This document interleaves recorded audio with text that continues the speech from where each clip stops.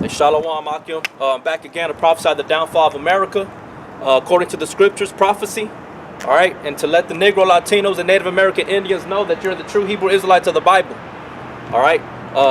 As always, I want to give all praises and glory and honor to Yahawashi, much respect and double honor to the elders of Great Millstone for showing us his wisdom, knowledge, and understanding, the breakdowns, the true breakdowns of the scriptures. All right. But like I said, man, I'm coming out here to prophesy because we're coming in them last times, man, on the end of days, man. All right, and you see it. If you measure the times diligently in itself, you'll see these things coming to pass. All you got to do is just wake out of your, get out of the carnality state of mind, man. Pay attention, and you'll see that the things that are spoken of in the scriptures are being manifested today before your very eyes, man. You're seeing a bunch of homosexuality being promoted, adultery being promoted. All right, and that's found in the music industry through the media, which is Esau's arsenal, his tool that he uses to manipulate and to deceive our people, man, to have them to go wild, because he knows that it's a spiritual warfare. All right, but you simpletons here in America, y'all think that because you don't say excuse me or thank you or give $5, $10, that you're going off. No, man, you breaking the heavenly commandments. All right, that were given to y'all from Yahawashi to Moses and the Israelites. That's what you're supposed to live by. All right, and with faith. All right, that has to be mingled in with faith. Okay, walk in the spirit, man, of Yahawashi, because he says he comes written in the volume of a book. All right, but basically, you know, the Lord's already given us indications on how to discern the times, man. All right, this is Isaiah 46:8. It says, remember this and show yourselves men, bring it again to mind, O ye transgressors. Right, so we have to bring it back to our mind because we went off. We lost that heritage. We lost our understanding. All right, we lost them jewels. All right, now we have to pick them back up.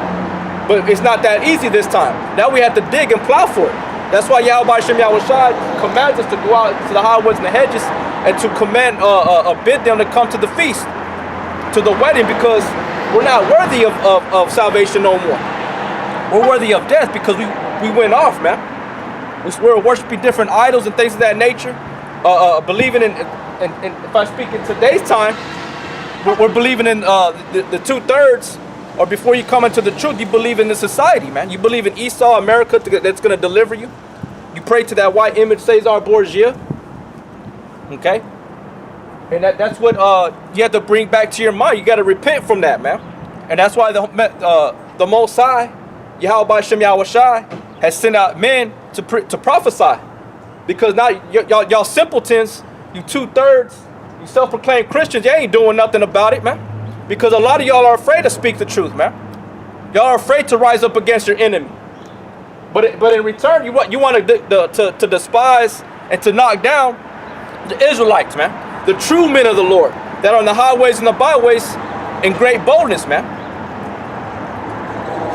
Because right before a kingdom fell, right before destruction ever happened, even when in the old times, when certain watchmen were set up on the towers, they always blew a trumpet before the destruction even touched them. So it's always been that way. It's just a different spirituality in a different way in this time. We're not on no physical tower of sounding the trumpet. We're doing it through the voice, through the scriptures, man, as it's commanded. Okay, this is Isaiah 58:1. It says, "Cry aloud, spare not, lift up thy voice like a trumpet, and show my people their transgression, and the house of Jacob their sins." Because if you don't turn away from your sins, you're gonna have to be faced with destruction, man. You understand that? Because there is a such thing called consequences. All right, it don't matter. No, it doesn't matter on what age you are, man. Yahawashi has no respecter of persons. He's watching everything, man, and he's telling you in your face, day and night. You know, you watch your news, you watch the social media, things of that nature on the internet, seeing people dropping like flies. Now you're seeing all these different celebrities just dying by handfuls, man. You know, all these great people that everybody looked at them as gods and idols and worshiped them and admired them. Look at them, they're dying, man. It's time to come back to a serious mind state, man. That's what Yahawashi requires of a man in order for him to even try to get some type of hope to salvation. He has to be serious minded. You got to put away all them childish ways, man. You got to put away that foolery, man. Because here in America, the scriptures say folly is set in great dignity. And that's all you see up and down, man. Everybody's clowning and talking BS, man. Gossiping, whispering, making all these foolish memes on the internet. These women are out of order. You know? All that's going to be back rectified, man, through the spirit of Yahawashi.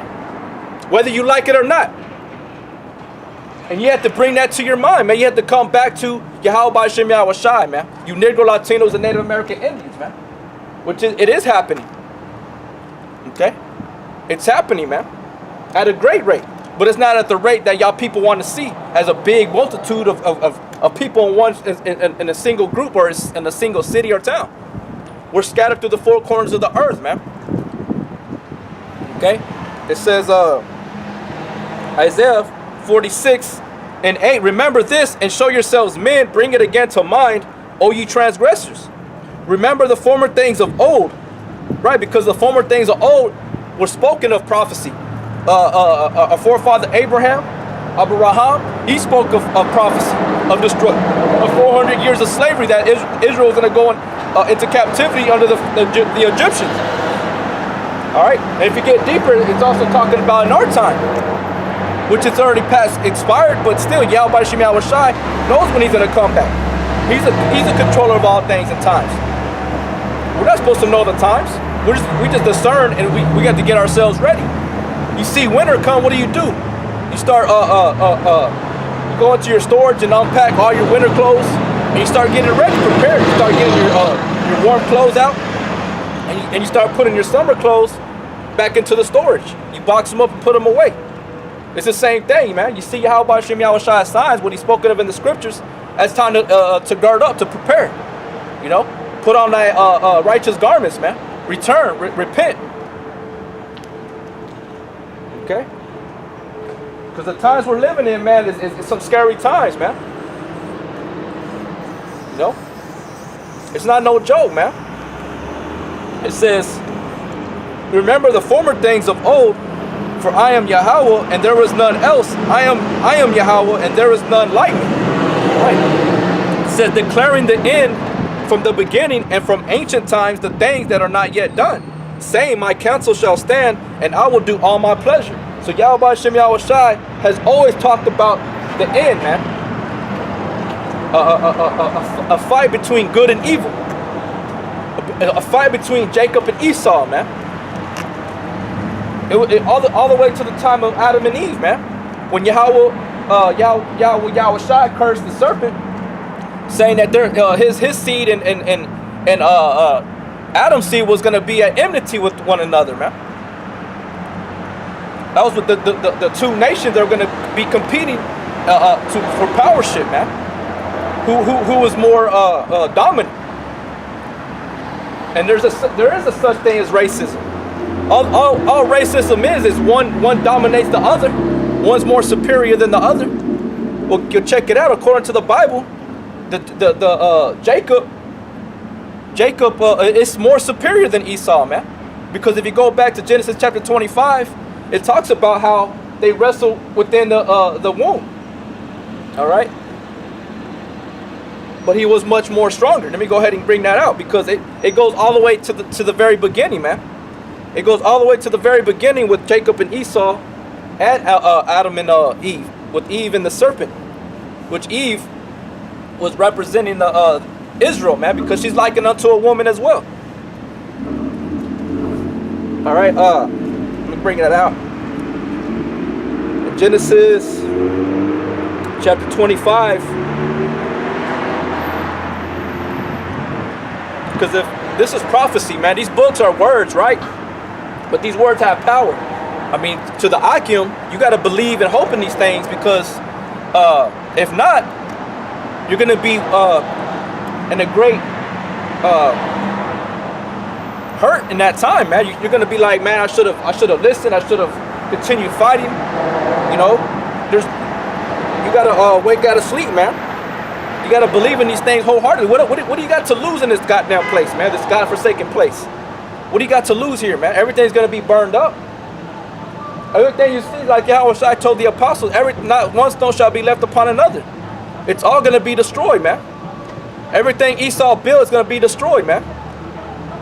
His towers, his skyscrapers, his oil field industry, it's all going to be destroyed, man. His dollar bill, which has already lost value. You know, everything that he heaped up for himself is going to be given over to the elect, man. The scriptures talk about that. All right, this is Genesis chapter 25, verse 24. And when her days to be delivered were fulfilled, behold, there were twins in her womb. This is talking about Isaac and Jacob, okay? Because Salakia, Isaac and Rebekah, and within Rebekah's womb there was a conflict, there was struggle. All right, it says, and the first, Salakia, let me start up. This is Genesis chapter 25, verse 19. It says, and these are the generations of Isaac, Abraham's son. Abraham begat Isaac, and Isaac was 40 years old when he took Rebekah to wife, the daughter of Bethuel, the Syrian of Paddaram, the sister of Laban the Syrian. And Isaac entreated the Lord for his wife because she was barren. Right, barren means she wasn't able to bear fruit, bear a seed, bear a child, conceive. It says, and the Lord was entreated of him, and Rebekah his wife conceived. Right, so Yahawashi heard Isaac's prayer and granted his request to give him seed, to give her the ability to conceive.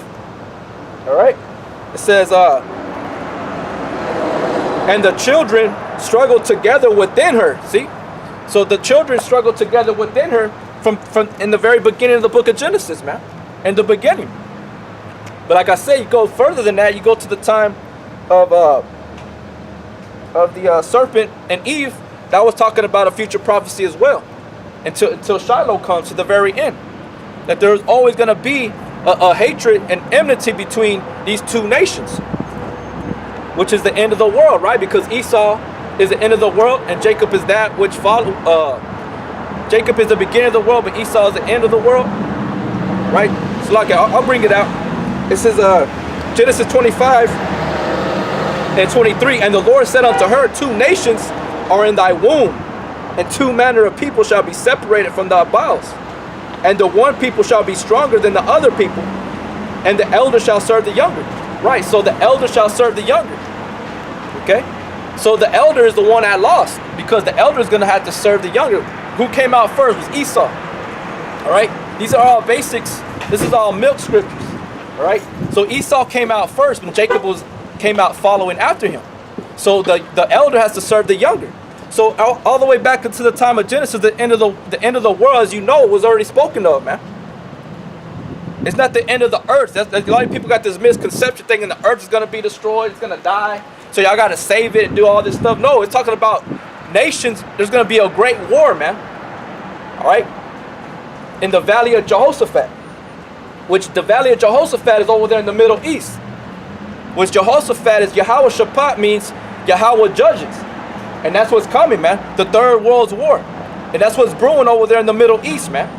You got NATO, the European Union, you know. You got different, you know, the Mossad, all of them working, man. You got Russia involved, North Korea flexing. All these things are spoken of in the scriptures, man. That's what y'all have a misconception of what the end of the world is. It's going to be a war, man. War between nations, kingdoms. Okay? But going back to what I was saying, in Genesis, it was already spoken about the end, man. And in the book of Genesis chapter 25, it was already talking about the end of the world, man. The end of who was going to rule the earth once and for all, man. Because right now, Esau's governing right now. All right? These Edomites, man. But after that, it's going to be us, the Negro Latinos and Native American Indians, man. We reign superior. Yahawashi, he's racist, man. All right? What's dominating right now? White supremacy. Why? Because Yahawashi gave him that seat, man, that authority to do that in this time. So now it's going to be our time. But we're going to do it in righteousness, not in unrighteousness. That's where Esau went off, man. He broke the brotherly covenant. He continued and pursued after his brother above, exceedingly, man. All right.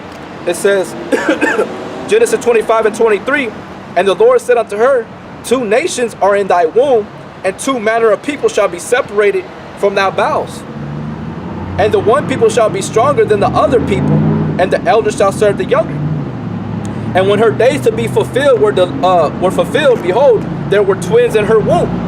All right, so there was two children, but they were completely different. All right, their mannerisms were different. All right, the way they talked, spoke, walked, the way they cooked, everything was completely different. But yet there were still brothers. There were twins. All right, it says, and the first came out red all over like a hairy garment, and they called his name Esau. Right, and that word red is talking about being pale, man, being lack of pigment, lack of melanin. That's what these Caucasians lack, man. That's why they're prone to getting cancer, things of that nature. But that was a curse that was put on them because they were wickedness, man. When Cain slew his brother Abel, man, that was that mark. Because in order to withstand the UV rays, right, the ultraviolet rays, you gotta have melanin, man. If not, you're gonna develop cancer. And everybody knows that. That's not hard, man. It's not hard. But you got some Edomites that believe that that mark was the development of black skin. I ran into a individual in my past that he told me that his grandma used to tell him that that's what that mark was that represented in the book of Genesis regarding Abel and Cain. And it says, and the first came out red all over like a hairy garment, and they called his name Esau. Right, and the name Esau goes back to the word Ishash, which means he wasted away his heat. All right. It says, and after that came his brother out, and his hand took hold on Esau's heel, and his name was called Jacob. And Isaac was 80 years old when she bare them. Right, so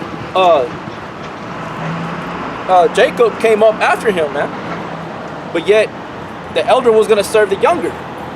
So there's going to be a transition, man. There's going to be that prophecy has to be fulfilled. Okay?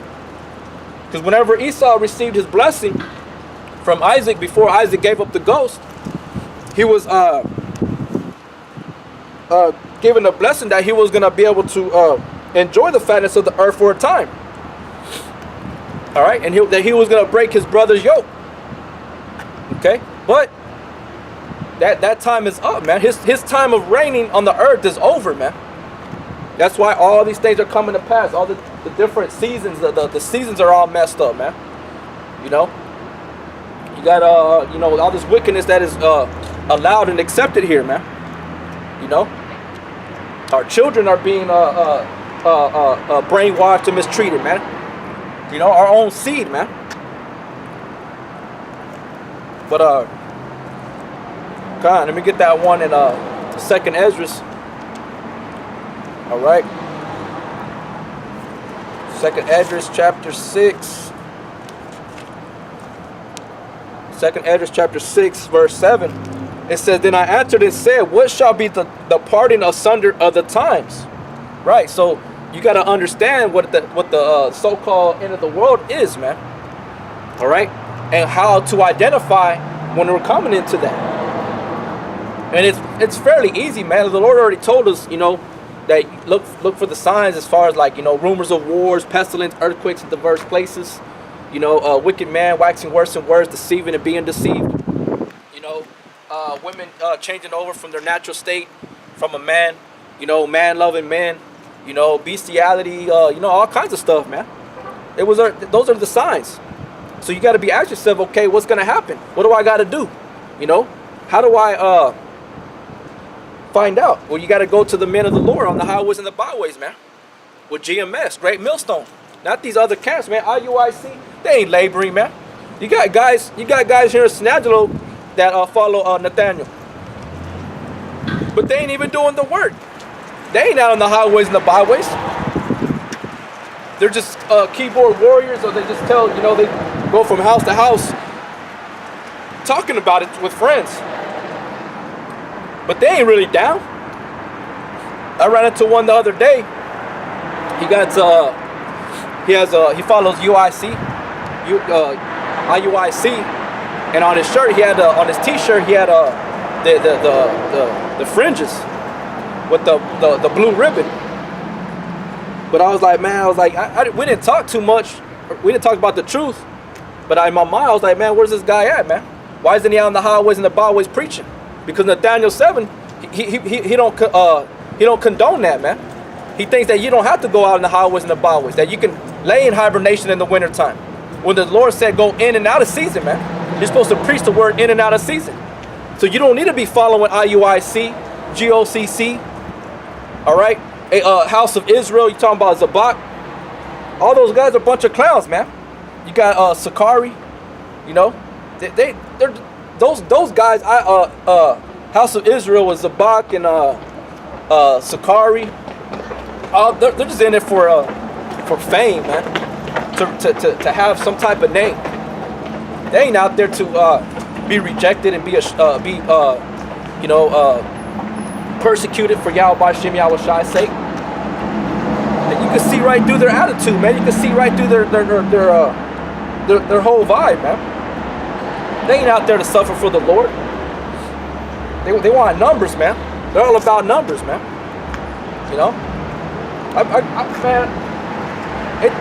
I ain't trying to pick myself up, but like Paul said, he had a job, man. He had a ministry, and he was going out traveling, man, and going through a lot of things. And what did he say that he would boast in? His infirmities, and being rejected and left alone, and it's a hard thing when you have to go out into the highways and the byways by yourself, man. So I guarantee a lot of them guys like Zabak and all them, Sakari, IUIC, if they had to go outside by themselves and through the Spirit, really depend on their faith, a lot of them will fall out, man. They will stop going. So like I was saying, man, you got to follow, you got to come back to your heavenly power, man. And it's through GMS, Great Millstone, Elder Tahar, all the way down, man. Great Millstone is where the truth is at, man. That's where it resides. That's who the Spirit of the Lord is dealing with. No other camp, man. Are there elect within them? Maybe. Only the Lord knows, and they're going to come out. But GMS has the truth. It says 2nd Esdras 16 and 7. Salakia for running, my mouth for too long. But 2nd Esdras 6 and 7. This answered I and said, what shall be the parting asunder of the times? Or when shall be the end of the first, and the beginning of it that followeth? And he said unto me, for Abraham unto Isaac, when Jacob and Esau were born of him, Jacob held first the hill of Esau. For Esau is the end of the world, and Jacob is the beginning of it that followeth. So there you go, man. That's the conclusion of this whole thing about what the end of the world really is, man. It's between nations, man. It's between people. And ultimately it's between Israelites and Edomites, man. All right? That's the main adversary. Those are the two main subjects of the scriptures. You got Moab, you got Ammon and all them, Ishmael, all these other nations. But the two main subjects of the scriptures is Jacob and Esau, man. That's who's going to go to war at the end of days. And it's already happening, man. These race riots are being stirred up. Not the race riots, but the racial tensions being stirred up. It's coming back because that was swept under the rug back in the 1960s, man. 1960s, 1970s? Over there in LA. Here in Texas, too, it was heavy, man. The Jakes, your Negro Latinos and Native American Indians were still being persecuted over here in Texas, man. In the 60s, 70s. But now it's coming back. Now Jacob, right? Jacob, the Yasha'Allah, he is the Prince of Power. He's rising up, man. And we're not going to fold, saying the elect are doing what they're supposed to do in the righteousness. And righteousness, which is standing in great boldness, preaching, prophesying, teaching, admonishing, rebuking. All right, and the gate. Okay.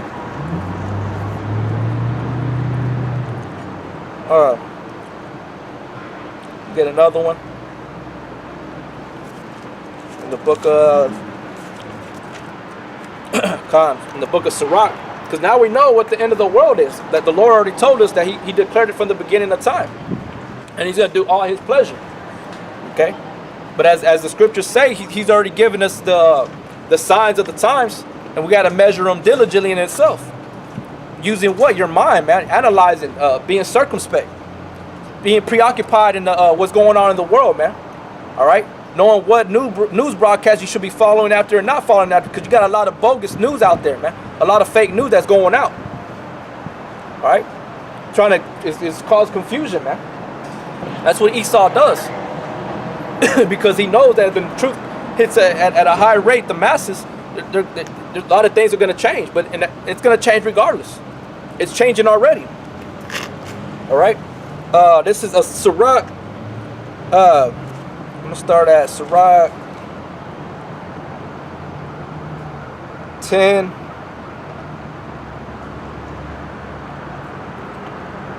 This is Sirach chapter 10, verse 4. And I'm going to read all the way down. It says, the power of the earth is in the hand of the Lord. And in due time he will set it over. And in due time he will set over it one that is profitable. Okay? What does that say? What does that mean? I mean, you should be like, well, the earth is given into whose hand? And is he really profitable? Is he really benefiting the souls of the earth? You know? No, he ain't, man. Esau is doing the opposite. He's in opposition of Yahawashi. Because Yahawashi told him on how to govern. He knew how he should be governing the people of the earth, man. Okay?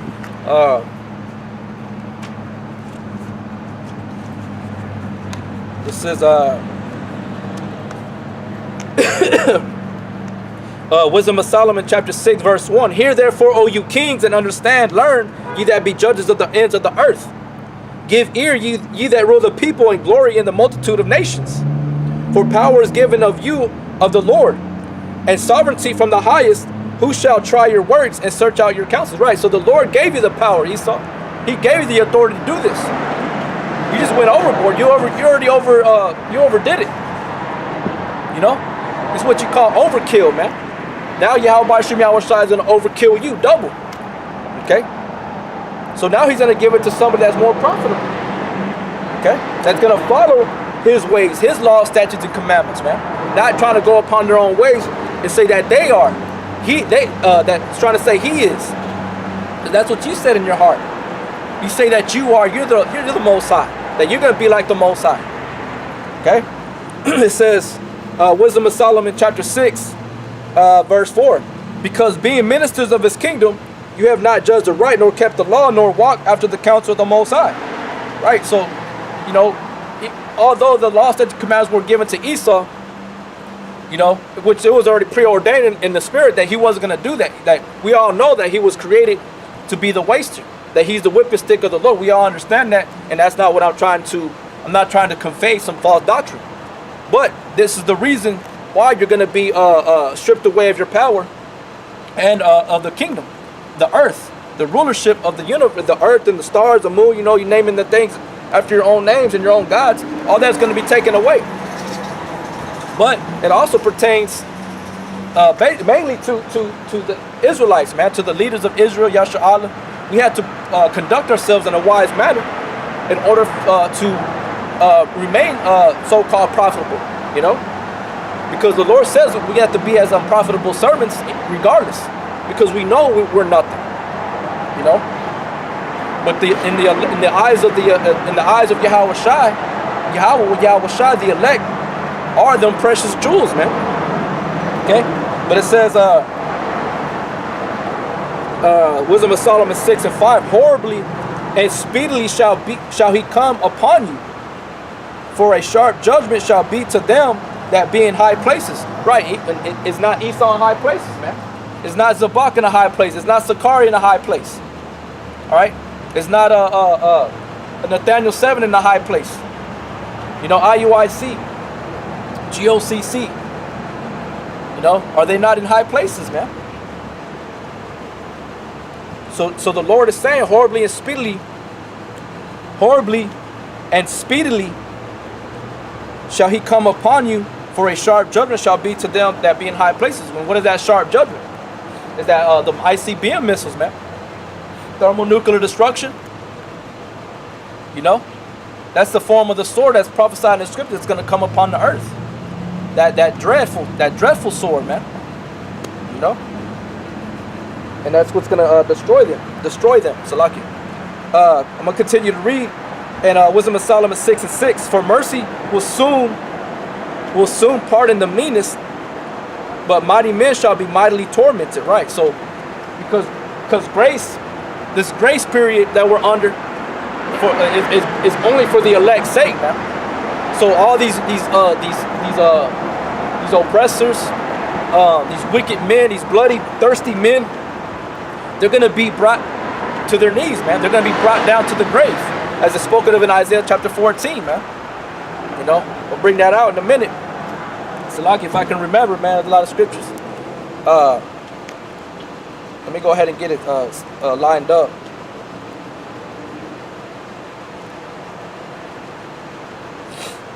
You know, and that's what we're coming into that time, man. Isaiah chapter 14. I'm gonna have it lined up right here.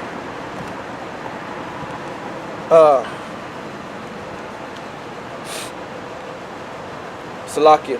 Wisdom of Solomon chapter 6, verse 6. For mercy will soon pardon the meanest, but mighty men shall be mightily tormented. Right, so Esau is going to be tormented greatly. You know, along with the 2/3, along with the individuals, the leaders of these different camps that spread false doctrine. Nathaniel's going to be destroyed, man, because he's already done too much, man. He calls on different names. He's telling the congregation, the flock, to call on, you can call on whatever name. You know? Probably telling them that you don't have to grow out your beard. Because like I was saying, some of these guys that are out here that follow IUIC, they shave their shit off completely, man. You know? But maybe the Lord might draw them out, and they may come flocking running over here to try to get the truth through, you know, the Lord using me. You know, I mean, we ain't got no beef with each other. It's all respect. But if it comes down to be talking about the scriptures, it's not gonna be about respect the person. It's gonna be the truth, unadulterated and raw, man, as commanded through the Spirit of the Lord. It says in Wisdom of Solomon 6:7, for he which is Lord over all shall fear no man's person, neither shall he stand in awe of any man's greatness. For he has made the small and great, and careth for all alike. For a sore trial shall come upon the mighty.